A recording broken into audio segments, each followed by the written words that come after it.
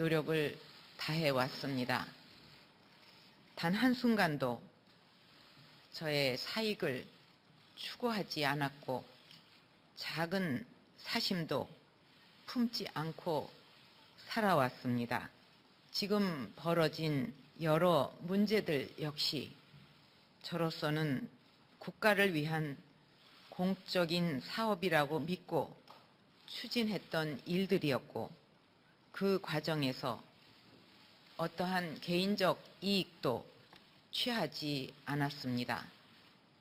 하지만 주변을 제대로 관리하지 못한 것은 결국 저의 큰 잘못입니다.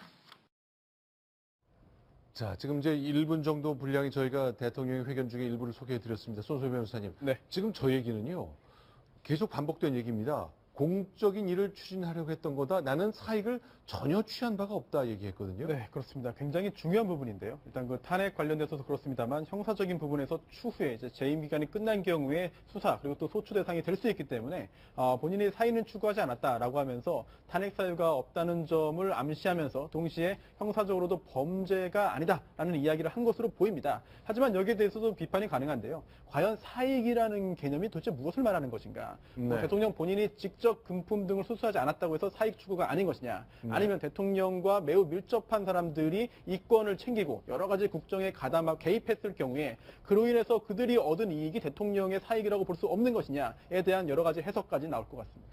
자, 그러니까 지금 뭐 제3자 뇌물 의율을 하느냐 마느냐 그거에 따라 이제 큰 변화가 있을 것 같습니다. 박정화 대변인께 좀 여쭤볼게요. 대통령 왜 이런 말을 반복했다고 보십니까? 결국 나중에 수사를 대비한 거겠죠? 예, 지금까지도 뭐 검찰 수사 이제 거의 막바지 왔는데 검찰 수사 안 받으신 거잖아요. 그다음에 이제 특검이 남아 있고 국정조사 등이 남아 있는데 지금까지도 계속 대통령께서는 형사상 문제, 법리적인 문제만 갖고 해석을 해 왔습니다. 여전히 계속 법리적으로 난 아무 문제 없다라는 입장을 견지하면서 아까 대국민 담화를 통해서 여당은 탄핵으로 갈라놓고 야당은 개헌으로 갈라놓고 이제 앞으로 특검 국면 그다음에 향후 국면에서 적극적인 변론을 통해서 그다음에 공개적으로 기자회견 등을 통해서 이제 국민마저도 갈라놓으려고 하는 거라고 해석이 듭니다. 여당은 탄핵으로 갈라놓았고 야당은 개헌으로 갈라놓았고 바로 오늘의 네. 메시지라고 해석을 해주셨습니다. 단 한순간도 네. 사익을 추구하지 않았다라는 말 한마디로 보면 정말 저것만 봐도 국민과 대통령 사이에 얼마나 그 괴리가 큰지 네. 여실히 보여주는 그 멘트인데 네. 그렇다면 그동안에 나왔던 언론의 보도 네. 어떤 다섯 차례 같은 국민들의 어떤 횃불 집회라든지 모든 정치권의 네. 반발에 이 부분에도 완전히 거부하고 반대하는 그런 한마디거든요. 네. 근데 앞으로도 이후로도 아마 모든 상황에서 국민과 대통령 사이에 상당히 깊은 멀리 동떨어진 그런 괴리 속에 갈 수밖에 없다라는 네. 것을 저 멘트를 보면 알 수 있을 것 같습니다. 네. 근데 이제 대통령의 말씀만 가지고 해석을 하니까 자꾸 그런데요. 네. 2차 담화 때 내용을 한번 잠깐 반출을 해보시죠. 네.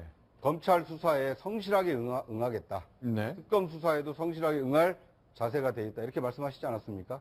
근데 그 약속이 지켜지지 않았지 않습니까? 왜 지켜지지 않았는지, 왜 검찰 조사에는 응하지 않았는지.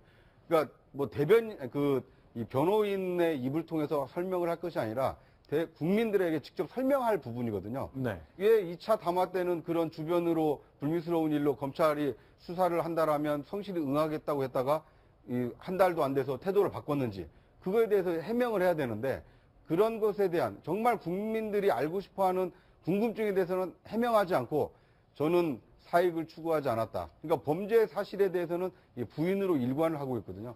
그러니까 이런 것을 과연 국민이 납득할 수 있을 것인지 그것에 대해서 좀 묻고 싶습니다. 자, 그러니까 오늘 그 박근혜 대통령이 이제 오늘은 담화였고 가까운 앞날에, 가까운 미래에 자신의 수사와 관련해서 기자들 질문도 받겠다 그랬거든요. 그 장면 먼저 보시면서 계속 이 얘기를 나눠보겠습니다.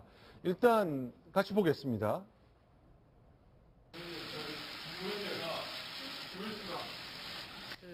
여러 가지 오늘은 무거운 말씀을 이렇게 드렸기 때문에 다음에 여기도 말씀드렸듯이 가까운 시일 안에 여러 가지 경위에 대해서 소상히 말씀을 드리겠고 또 여러분들께서 질문하고 싶은 것도 그때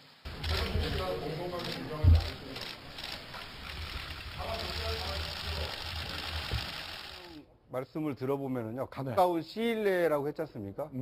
그러니까 대통령이 생각하는 가까운 시일과 네. 국민이 기대하는 가까운 시일에 상당한 괴리가 있는 것 같습니다. 국민은 하루라도 빨리 의혹을 해소하고 이 무너진 국정의 그 리더십을 세워서 대한민국이 좀 정상적인 궤도에 가기를 바라고 있는데 네. 대통령은 상당히 좀 여유가 있는 것 같습니다. 그러니까 오늘 말씀하신 가까운 시일이 언제 그 기회가 주어질지를 좀 지켜보겠습니다. 자, 이제 오늘 탄핵안 이제 이틀 뒤면, 그러니까 12월 2일이면 이제 야권에서는 발의할 가능성이 매우 높아졌습니다. 그런데 자, 이렇게 탄핵이 시작된 것, 결국 대통령이 헌법을 지키지 못했다는 거죠. 그러나 많은 국민들이 2013년 2월 대통령이 취임하는 그날 대통령이 했던 헌법에 대한 선서를 기억하고 있습니다. 이 장면과 오늘의 정치 현실이 너무 다르기 때문에 아주 유독 눈에 띕니다. 그 장면 먼저 보겠습니다. 나는 헌법을 준수하고 국가를 보위하며 조국의 평화적 통일과 국민의 자유와 복리의 증진 및 민족 문화의 창달에 노력하여 대통령으로서의 직책을 성실히 수행할 것을 국민 앞에 엄숙히 선서합니다. 네. 네. 대통령이 취임 선서할 때 저 이야기는 헌법 69조에 규정이 되어 있습니다. 저 네. 이야기를 하게 돼 있는데요, 취임할 때. 그런데 2004년도에 노무현 전 대통령에 대한 그런 탄핵 심판이 있었습니다. 네. 여기에서도 저 선서했던 것과 내용에 위반했다라는 네. 그 이야기가 있었고요. 그게 문제 제기가 됐는데요. 하지만 당시에 헌법재판소가 이런 결정을 했습니다. 대통령의 취임 선서 의무를 규정하고 있지만 이거를 사실 정치적인 그런 부분이지 사법적인 네. 부분이 아니다라고 해서 아예 네. 심판하지 않았거든요. 따라서 네. 물론 정치적으로 도덕적으로 비난은 가능하겠습니다만 조금 전에 들으셨던 그 취임식의 선서 내용 자체를 가지고 헌법재판소가 심판 탄핵 여부를 심리하지는 않을 것으로 보입니다. 자, 그런데 일단 야당에서는 대통령 탄핵해야 되겠다. 그 이유는 이런저런 조항을 어겼다는 얘기를 계속하는 겁니다. 네, 설명 좀 해볼까요? 야 3당이 합의한 내용을 보면은요, 대통령 탄핵의 주요 사유 가운데 첫 번째가 헌법 1조 1항, 대한민국은 민주공화국이다라는 조항을 부정했다는 겁니다. 네. 그러니까 군주가 아니라 국회의원과 대통령 및 내각이 주요 정책을 의결 집행하는 것이 대한민국의 운영 원리인데 그 민주공화국의 원리를 부정했다는 것이고요. 두 번째는 주권은 국민에게 있고 국민 주권을 좀 부인했다는 내용도 나옵니다.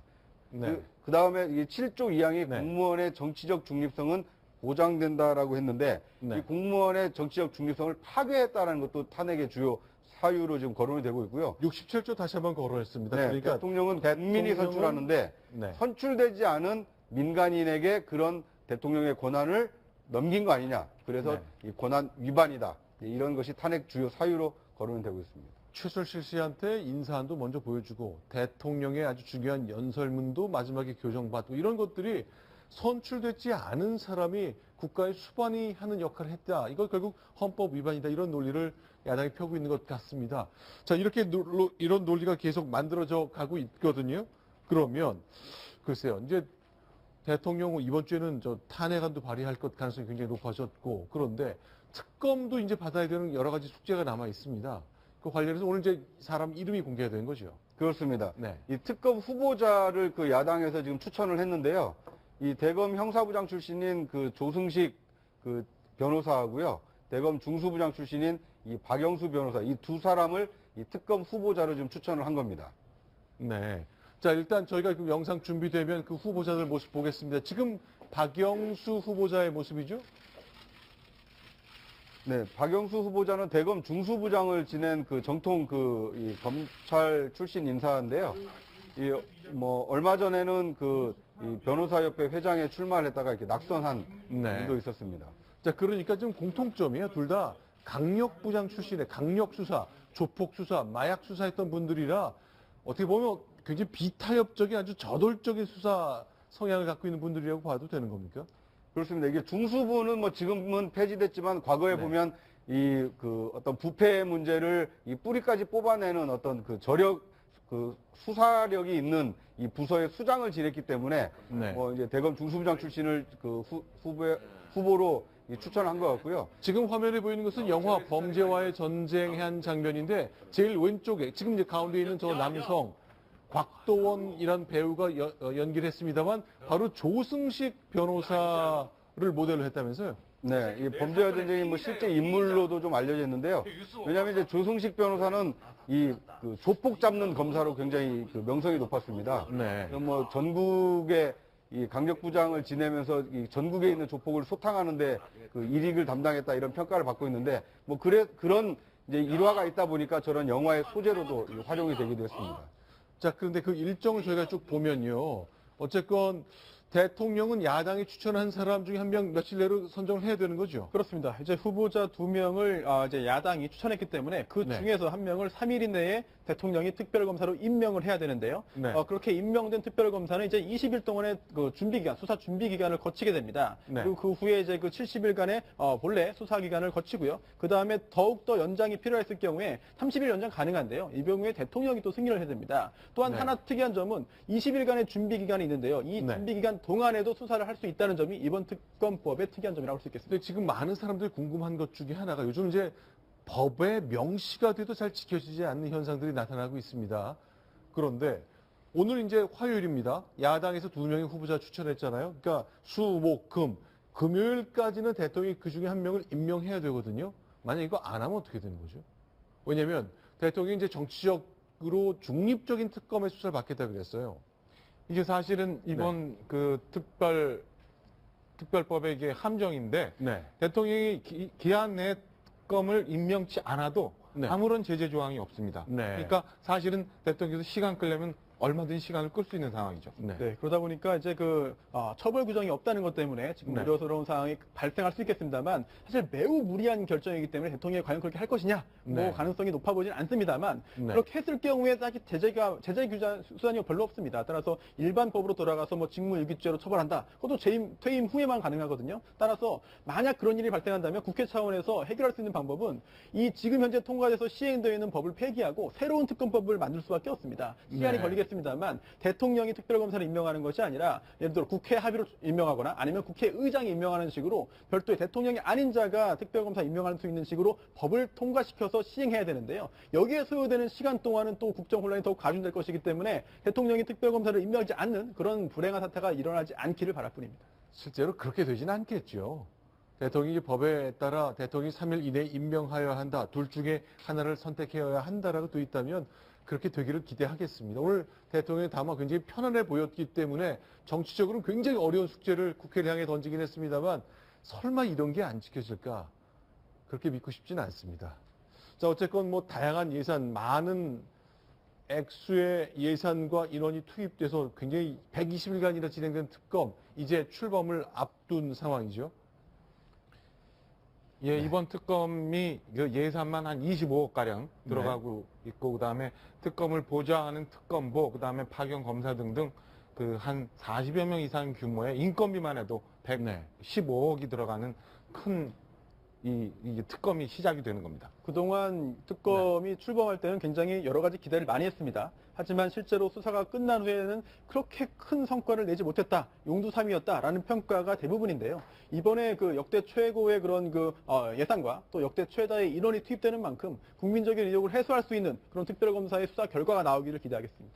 자, 그런데 이제 대통령, 아까 이제 담화에서 봤지만 사심없이 일했다고 분명히 여러 번 강조를 해왔거든요. 그러나 이제 이경재 변호사가 오랜만에 이제 기자들을 만나서 얘기를 했는데 최순실 씨 생각이나 그동안 나온 것들이 우리 생각은 너무 차이가 있는 것 같군요. 네, 그렇습니다. 최순실, 이제 그 본인의 의뢰인이죠. 최순실 씨를 만나서 뭐 사드 배치나 경제정책, 인사, 국가에 대한 인사까지 다 영향력 행사했다는 이야기가 있는데 정말 그러냐? 라고 물었자 최 씨가 이제 웃었다라고 하면서 사실관계를 부인했다라는 의미인데요. 사실 뭐 의뢰인과 변호인이 나눈 이야기를 변호인이 얘기하는 것에 대해서 과연 진실이 무엇인지 또 어떤 대화가 오갔는지는 알 수 없겠습니다만 일단 변호사의 이야기는 최순실 씨가 그런 사실을 부인했다는 내용입니다. 아, 지금 속보가 들어왔습니다. 황영철 의원, 새누리당 의원인데 비박계니까요. 만약에 대통령이 조기 퇴진하겠다는 것 관련해서 여야 합의가 안 되면 2일이 아니라 일주일 뒤인 9일에 탄핵하겠다고 얘기를 했군요. 네. 지금 이제 비상혁신기구로 지금 새누리당은 이제 비대위 체제로 넘어가는지를 지금 논의 중인데요. 이 황영철 의원은 이제 그쪽에서 지금 간사를 맡고 있습니다.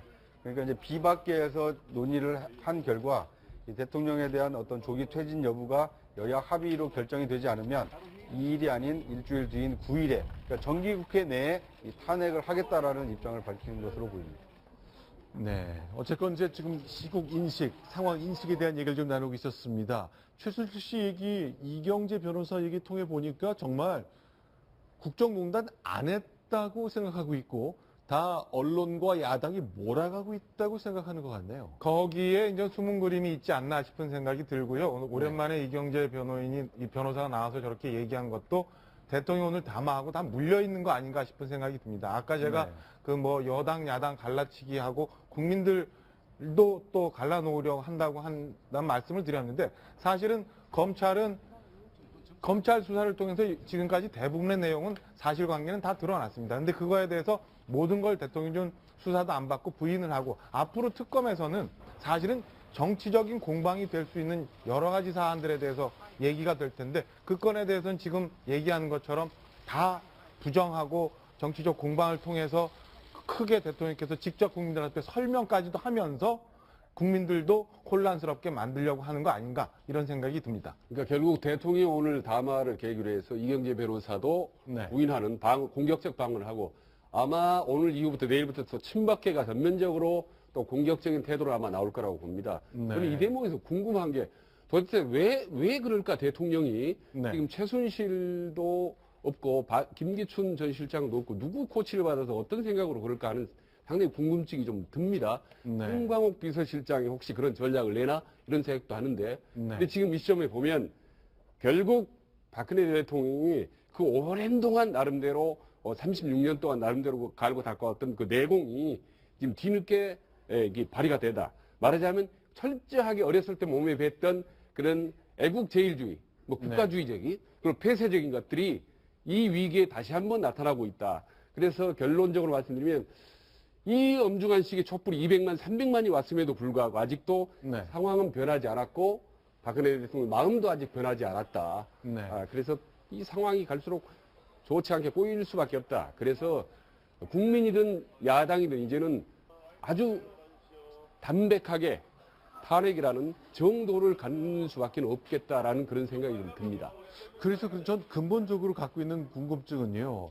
신문 봐도 그렇고 방송을 봐도 그렇고 인터넷에 기사를 봐도 그렇고 페이스북이나 이런 SNS를 봐도 그렇고 광화문 현장의 촛불을 봐도 그렇고 대통령이 했던 일과 관련해서 많은 국민들이 실망하고 있는데 이거를 청와대가 잘 못 알아듣고 있는 것인지 아니면 정말 우리가 뭘 모르고 있는 것인지 자꾸 의문이 들거든요. 저도 계속 방송을 진행하고 있습니다만 왜 청와대의 셈은 저런 것인지 왜 국민들의 목소리가 이런데 계속 이런저런 폭탄을 던진다는 방식의 표현이 나왔습니다만 통해서 임기를 계속 끌고 가고 싶다는 것인지 하나만 답이 있겠습니까? 벼랑 끝에 몰리면 정치공학적으로 뒤로 한 발자국만 물러서면 벼랑 끝으로 떨어집니다. 그래서 앞으로 무조건 전진하는 수밖에 없거든요. 네. 그래서 지금 어떻게 보면 벼랑 끝 전략을 네. 저는 정치공학적인 전략을 좀 구사한다고 그러는데 이게 일시적으로는 상당히 효과를 거두지만 네. 결국 시간이 흐를수록 민심이라는 거대한 물결이 있기 때문에 훨씬 더 실이 더 크다. 근데 지금 박근혜 대통령 청와대는 방향을 잘못 잡고 있다. 이건 네. 예, 그런 말씀을 좀 드리고 싶습니다. 최 박사님 말씀이 조금 보태면은 네. 청와대 안에 다 그런지는 모르겠습니다만 대통령은 여전히 생각이 다르신 것 같고요. 네. 아까 말씀드린 것처럼 그 지금까지는 김기춘 실장식 그게 뭐 맞는지는 아니지만 여러분 이제 의혹을 제기하니까 김기춘 실장식 그 법과 권력에 의지한 해법에 의지했다면 네. 지금 오늘부터는 제2라운드 인전 서청원 전 대표식의 구태 옛날식 정치 복선과 그림자가 있는 그런 식의 해법으로 대응해 나가려 하는 거 아닌가 싶은 생각이 듭니다. 자, 어제 친박 중진들의 모임이 있었고 박근혜 대통령 오늘 바로 담화를 내놨습니다. 오늘부터 아주 정치권 내에 아주 큰 파장이 있고 또 여권 내부에 야권 내부에 진통 시작될 것 같습니다. 어쨌건 청와대가 던진 공은 국회로 넘어와 있습니다. 자, 지금까지 네 가지 소식 봤습니다. 최진 박사님 여기서 인사를 좀 드리고 새로운 패널과 다시 얘기 나누겠습니다. 예. 고맙습니다. 자, 이번엔 5번째입니다. 미국 얘기를 통해서 대통령 얘기를 잠시 살펴보겠습니다. 순위 확인합니다.